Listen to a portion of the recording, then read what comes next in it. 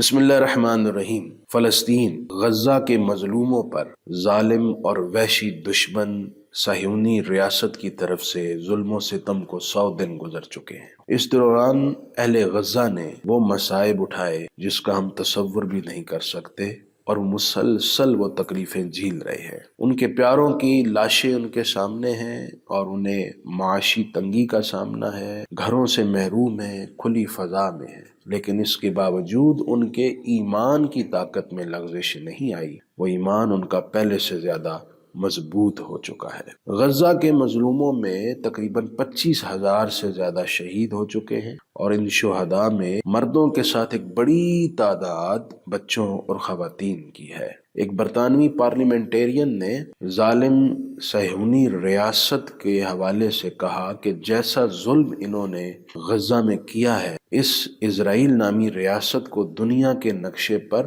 ہونا ہی نہیں چاہیے۔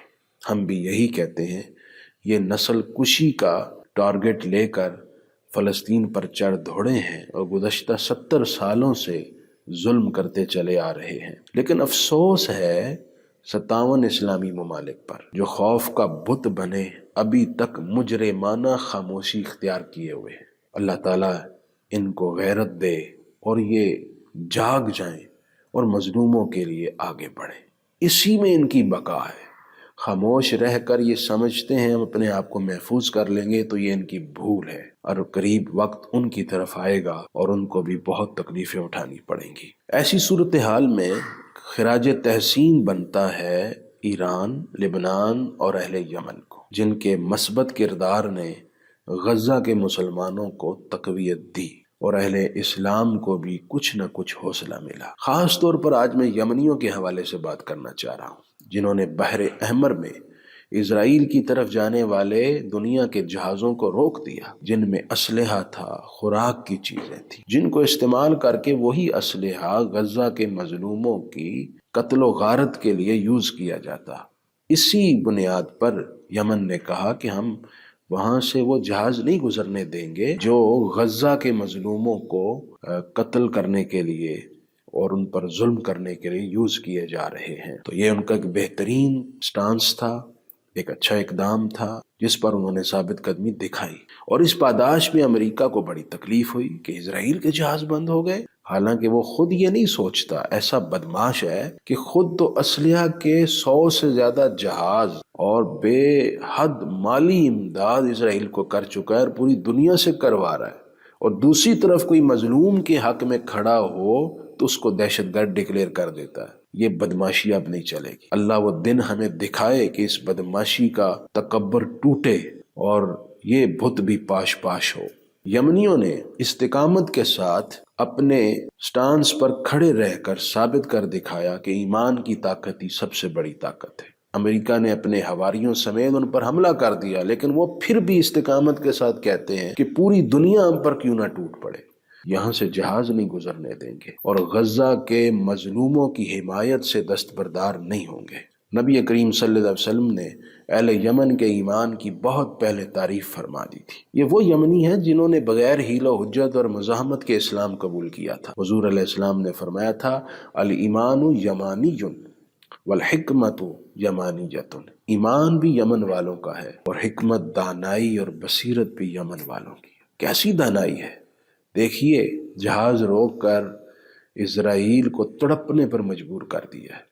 جو تکلیف انہیں دی ہے وہ کوئی اور نہیں دے سکا جو اہل یمن نے دی، باوجود اس کے کہ عرب ملکوں میں غریب ترین ملک ہے، لیکن ایمان کی طاقت اور جرت سے لبریز ہے۔ رسول اللہ صلی اللہ علیہ وسلم نے ارشاد فرمایا تھا کہ یوشک ان یأتوکم اعوانا وانصارا، ان قریب یہ مسلمانوں کے مددگار ہوں گے، فآمرکم بہم خیرا، میں تمہیں حکم دیتا ہوں ان کے ساتھ بھلائی کرنا، یمن والوں کے ساتھ۔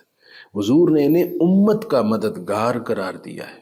اب دیکھیے، غربت کے باوجود غزہ کے حق میں کوئی کھڑا نہیں ہوا تو یہ کھڑے ہیں۔ آقا کریم صلی اللہ علیہ وسلم نے ان کی تعریف کرتے ہوئے یہ الفاظ بھی ارشاد فرمائے کہ یہ تیروں کے ساتھ جنگ کرنے والے سخت جنگجو ہیں۔